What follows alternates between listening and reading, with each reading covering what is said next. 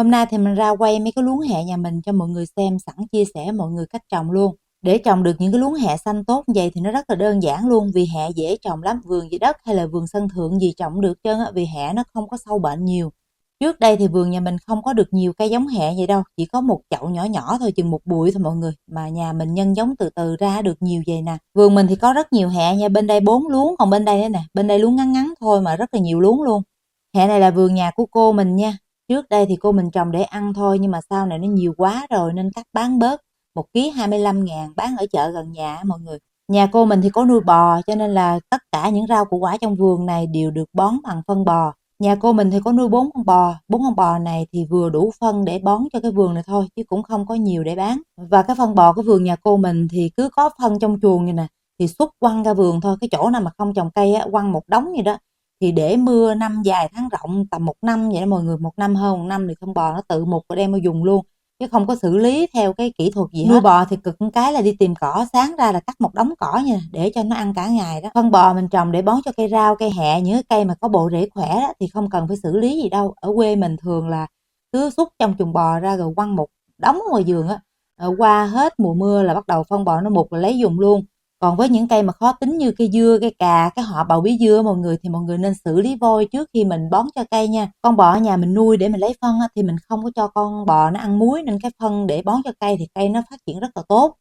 Còn những cái phân bò mình mua trên thị trường á, khả năng cao là người ta đã cho con bò nó ăn muối rồi, cho nên khi mọi người dùng cái phân để bón cho cây thì cây nó không có tốt bằng cái phân bò mà ở nhà mà tự nuôi như vậy. Có nhiều bạn nói sao em cũng bón phân bò mà sao thấy rau nó không tốt, mà nhà chị bón phân bò mà thấy rau tốt quá. Nguyên nhân là do con bò nó ăn muối đó mọi người. Cái phân bò mà có muối thì nó không tốt bằng con bò không ăn muối đâu. Ngoài phân bò ra thì nhà mình còn bón thêm phân cá nữa. Nếu mà phân bò không thì cái rau nó không được tốt như vậy đâu. Muốn cái rau nó xanh, nó mướt như vậy nè, nếu như người ta trồng mà để kinh doanh mà trồng lớn á, trồng nhiều á, thì người ta tưới phân ure. Còn nhà mình trồng để ăn, để bán cho hàng xóm á, thì mình sẽ tưới phân cá. Vì cái phân cá này mọi người tưới cho cây rồi mọi người cách ly á, thì sau khi cắt cái hẹ xuống thì cái hẹ sẽ để được lâu, nó không có bị úng, bị hư mọi người. Cái thời gian mà cây hẹ mình nó không có phân ở trong cây hẹ thì mình cắt xuống, người ta mua về người ta ăn á, người ta để lâu, người ta thấy cây hẹ nó không hư, người ta tin tưởng, người ta mua về người ta ăn hoài mình mới bán được. Còn với những cây hẹ mà bón phân ure mà tăng trưởng rồi phân thuốc đủ thứ hết trơn á, người ta mua về người ta để 1 2 hôm là cây hẹ nó vàng, nó úa. Thành ra là người ta trồng cây người ta biết á, ta biết cái phân đó, cây hẹ tưới phân nhiều quá rồi, cho nên là lần sau người ta không có mua cho mình. Mọi người ra chợ mua mà thấy cái rau mình mới mua buổi sáng mà buổi chiều nó hư, hay là mình mua hôm nay là hôm mai hôm kia nó hư, là cái rau đó nó tưới phân nhiều quá và không có thời gian cách ly á. Chứ còn cái rau nhà mình trồng mình cắt vô mà hẹ mình cắt vô khô mình để 4 5 ngày cả tuần thì mình thấy cây nó vẫn còn rất là đẹp luôn, nó không có bị úng gì đâu.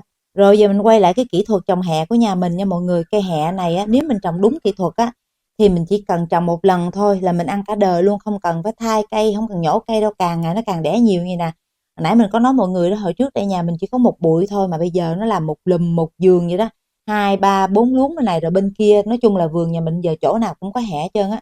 Thì cách trồng cây hẹ này thì trước đây là mình mua giống trên mạng về mình trồng, mình mua cái gốc hẹ. Nếu như mà mọi người không mua được gốc hẹ thì nếu như mọi người xin hàng xóm về thì mọi người cắt bỏ bớt lá đi, cắt bỏ bớt rễ luôn, chừa cái thân cây hẹ và cái củ cây hẹ này được rồi. Còn nếu như mình mua trên mạng thì người ta đã cắt bỏ bớt lá rồi, chỉ có cái thân và cái củ thôi. Nếu như mà cái chỗ đó người ta không cắt rễ cho mình thì mình cắt bỏ bớt rễ đi, bỏ 70 80% rễ được, giữ lại một chút xíu thôi, hoặc là chừa mỗi cái củ thôi cũng được. Còn cái đất trồng hẹ thì rất là dễ, mọi người cũng không cần phải xử lý vôi, xử lý thuốc, xử lý nấm chi cô gì đâu. Hồi vụ rồi mình trồng rồi mình cái đất bỏ không, mình không xài nữa đó, mà nó còn tơi xốp thì mọi người trồng cây hẹ vào luôn, không cần trộn gì hết trơn á. Nếu như cái đất mà mình không có tơi xốp thì mọi người cho một ít chấu sống á, hoặc là xơ dừa đã qua xử lý á. Xơ dừa thì phải qua xử lý mới trồng được nha, còn chưa xử lý thì trồng vô nó chát, nó bó rễ không có trồng được. Trồng cái xơ dừa chưa xử lý là dễ chết cây lắm. Mọi người trộn một ít xơ dừa đã qua xử lý nè, rồi trộn lên, rồi mọi người trộn thêm một ít phân bò thôi. Cái rễ cái cây hẹ mà nó chưa ra rễ mọi người không nên trộn phân nhiều đâu. Ví dụ cái chậu mà bằng cái thùng sơn thì mọi người trộn vô khoảng 3 nắm tay phân bò thôi. Phân bò đã xử lý sạch mầm bệnh và đã uống 2 mục đó. Mọi người bỏ vô khoảng 3 nắm xơ dừa, 3 nắm phân bò thôi, rồi thêm khoảng 1/4 thùng sơn cái chất tạo xốp như là xơ dừa hoặc là chấu sống, mình trộn lên như vậy thôi. Đó, mình trộn lên bắt đầu mình trồng cái gốc hẹ đó vô. Đó, mình trồng gốc hẹ vô xong rồi thì mình để đó mình tưới nước thôi. Một ngày mình tưới nước một lần được rồi, hẹ nó cũng không ưa nước nhiều đâu, một lần buổi sáng rồi thì một tuần đầu tiên thì mọi người lấy cái bao đựng phân hay là túi lưới lan gì cũng được để che mát cho cây đó, mình che mát cho cây khoảng một tuần 10 ngày đi. Khi nào cây hẹ nó ra rễ thì nó sẽ tự ra lá non mới, khi nào mình thấy cây nó ra lá non mới được 2-3 lá rồi đó thì mình sẽ tháo cái lưới lan ra để cho cây nó đón nắng, cho cây nó phát triển nhanh. Còn trong cái giai đoạn mà nó chưa có ra rễ thì mọi người chịu khó che mát cho nó khoảng một tuần 10 ngày. Khi cây hẹ mà nó ra rễ rồi thì nó phát triển rất là nhanh. Chỉ có lần đầu tiên mình trồng là mình chờ lâu thôi, còn những lần sau mọi người cứ cắt ăn là nó ra, cắt ăn là nó ra rất là nhanh. Rồi sau khi mình trồng cây hẹ mà nó ra được khoảng 3-4-5 lá rồi đó, là lá mới đó ha, thì bắt đầu mọi người bón phân từ từ. Mọi người lấy phân bò đó, phân bò quai mục đó, như nhà mình là làm vậy nha. Phân bò đã ủ cả năm trời đó, đã mục mục như là tơi ra như phân trùng quế đó, cái mình rải một lớp mỏng lên trên mặt đất. Chậu nào hay là luống rau nào mình cũng rải một lớp mỏng vậy đó. Đó, từ từ thôi, cây nó còn non, cái bộ rễ nó còn yếu, mình rải một lớp mỏng nhỏ nhỏ thôi, nhẹ nhẹ vậy thôi, đừng có bón nhiều quá, nó sốc cái phân nó cũng làm sốc rễ, kiểu như là cái bộ rễ nó còn nhỏ, nó không có nhu cầu ăn nhiều dinh dưỡng đó, mình chỉ cần bón từ từ thôi rồi mình nuôi dưỡng bộ rễ. Khi nào mà cây hẹ nó ra lá xum xuê rồi đó, mình thấy nó nhiều lá rồi đó thì mọi người thêm phân bò, tiếp tục thêm phân bò, cứ lâu lâu khoảng một tuần mình thêm khoảng một lớp mỏng gì đó. Khi nào cây hẹ nó lớn rồi mọi người có thể tưới dày, bón dày hơn chút xíu cũng được, nhưng mà không cần thiết. Cây mà mọi người tưới mà bón nhiều phân quá nó cũng không tốt nha. Cây hẹ, đặc biệt cây hẹ này nè, mọi người bón nhiều phân quá là nó vàng lá nha. Ít ít vậy thôi, một lớp mỏng vậy thôi, lâu lâu bón một lần thôi. Khi nào mà thấy cây nó ốm ốm lại, nó không còn sung nữa đó, bắt đầu mình bón thêm thôi, chứ cây nó phát triển bình thường vậy thì không cần. Rồi mình nói cái phân trước rồi mình nói kỹ thuật cắt cây hẹ và chăm sóc cây hẹ sau nha. Rồi có bắt đầu ngoài phân bò ra, thi thoảng mọi người bón thêm phân cá pha loãng á. Phân cá pha loãng á, bắt đầu là mình tưới phân cá, cái đạm cao đó là nó cây hẹ tốt, nó mập dữ lắm. Còn với những người mà người ta trồng người ta bán á, người ta trồng người ta bán, ta muốn cây hẹ lớn nhanh, cây hẹ nó mập để có bán nhanh á, thì người ta tưới phân ure thì cây hẹ nó phát triển nhanh và nó lớn rất là nhanh, nó mau lớn lắm. Hoặc là NPK 30-10-10 hoặc là 20-20-15 cũng được. Còn nếu như nhà mình muốn an toàn, muốn trồng ăn thôi thì mọi người tưới phân bò với phân cá ra là được rồi ha. Rồi xong cái vụ bón phân ha, thì sau khi mỗi lần mọi người cắt ăn thì mọi người cũng sẽ bón phân y như vậy. Rồi tiếp theo thì tới thu hoạch cây hẹ. Sau khi mà mình thấy cây hẹ nó lớn, nó cao được khoảng một gang tay nè, cái bụi nó cũng nhiều nhiều lá rồi đó, thì mình cắt ăn. Lúc cắt thì mọi người cắt cho mình sát gốc luôn, cắt sát đất luôn. Chỉ cần nó còn cái củ thôi, củ hẹ thôi là bắt đầu nó sẽ lên lá mới và nó phát triển nó lên rất là nhanh luôn nha. Chứ mọi người cắt leo nghêu trên, mọi người chừa lại một đoạn nửa gang hay là 1-2 lóng tay gì đó cũng không được nha, sát đất luôn. Cứ cắt sát đất cho mình. Những cái luống, những cái vườn hẹ lớn người ta trồng để kinh doanh, người ta cũng cắt sát đất như vậy đó. Mọi người cứ cắt thử theo mình đi, cắt sát đất như đi, lần sau hẹ nó phát triển nó lên rất là mạnh và cái bụi nó nở to, nó nhảy cây con rất là nhanh. Chứ mình mà cắt theo meo trên đó, cái bụi hẹ nó không nhảy cây con đâu. Đó, nhà mình mà nhờ chăm sóc đúng cách vậy mà hẹ càng ngày nó nhảy ra mà hết vườn luôn rồi đó. Rồi tiếp theo là cây hẹ mình trồng một thời gian, mình thu hoạch quá nhiều lần rồi thì cây hẹ nó hay bị vàng. Đó, nó hơi vàng vàng nha, bón phân nhiều quá nó cũng vàng. Mà cái chậu mình thoát nước không có tốt, cái chậu mà bị động nước, cái đất bị bết, nó nói chung là mưa rồi hay là mình tưới nước mà nó không có thoát nước được nhanh á, thì cái lá nó cũng hơi hay bị vàng vàng.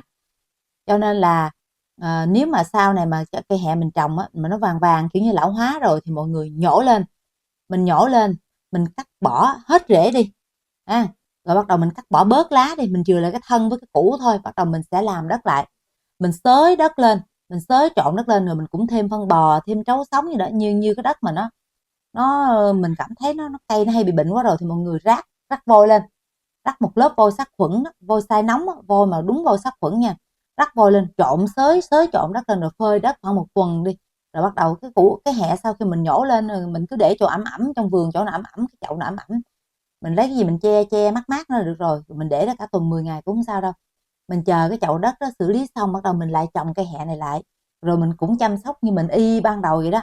Đó, cây lớn lớn nó ra được 3-4 lá rồi bắt đầu mình nhấp phân bò, phân cá từ từ là bắt đầu là mình lại có tiếp một chậu hẹ mới nữa. Cây húng lủi cũng vậy nha mọi người nha. Mọi người trồng một thời gian mà mọi người thấy cây nó lão quá, nó còi cọc, nó vàng lá rồi mọi người phải cắt lấy cái ngọn trồng lại như vậy đó. Thì lúc nào nhà mình cũng có húng lủi mà tốt mà ngon để ăn. Nói chung là mình không cần đợi tới khi mà cây húng lủi nó vàng, nó bệnh rồi mình mới cắt đâu. Lúc mình đang chăm thấy cây nó đang đẹp vậy đó, mình cắt, mình rảnh rảnh thì mình cắt bớt ngọn mình dăm qua cái chậu khác. Mình có video chia sẻ cách trồng húng lủi đó mọi người, nó đơn giản dữ lắm luôn, nó dễ trồng lắm. Giống như bụi hẹ nè, khi mà cây nó còn khỏe thì mọi người rảnh là mọi người bứng ra, nhổ bớt ra, trồng qua nhiều cái luống khác, chứ đừng có đợi cây nó vàng. Còn khi cây nó vàng rồi thì mình phải nhổ hết luống. Còn lúc cây nó còn tươi nè, mọi người cứ tách ra, một bụi nó 20-30 cây thì mình nhổ ra khoảng 10 cây, 15 cây. Như những cái bụi hẹ này, hồi trước đây trồng một bụi chỉ có một cây hẹ thôi mà giờ nó nhảy ra vậy đó. Và khi mình tách cây hẹ ra để mình trồng qua cái chậu mới thì khi mọi người phải chờ cây hẹ nó già rồi mình tách ra mình trồng, cây hẹ nó mới không mất sức nha, nó mới phát triển nhanh nha. Chứ cây hẹ nó còn non quá, còn nhỏ, mọi người tách ra là khi mà trồng qua cái chậu khác thì cây nó còi cọc, nó chậm lớn, kiểu như là nó còn non quá, nó chưa đủ sức để mình sang chậu á.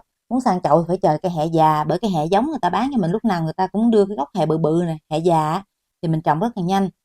Hồi trước thì mình cũng có trồng hẹ bằng hạt rồi, thì trồng bằng hạt thì cái tỷ lệ nảy mầm nếu như hạt xịn á thì nó cũng gieo lên rất là đều, lên cũng rất là nhanh, nhưng mà cũng không nhanh bằng trồng bằng gốc.